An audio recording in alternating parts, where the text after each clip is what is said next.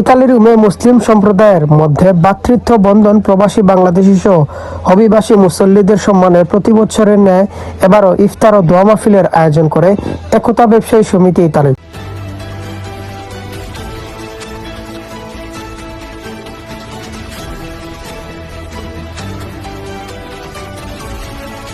ব্যবসায়ী সমিতি ইতালি তুস্কলানা নমেদি কোয়াদ্রাতো মসজিদে আয়োজিত ইফতার পূর্বক সংক্ষিপ্ত আলোচনায় বক্তব্য রাখেন সংগঠনের সভাপতি নুরুল ইসলাম মাতবর।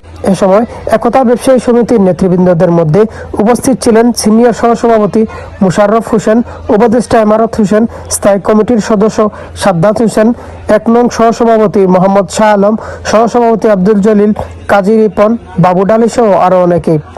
শেষে দেশ, জাতি ও মুসলিম উম্মার শান্তি, সমৃদ্ধি ও কল্যাণ কামনায় বিশেষ দোয়া মুনাজাত পরিচালনা করা হয়।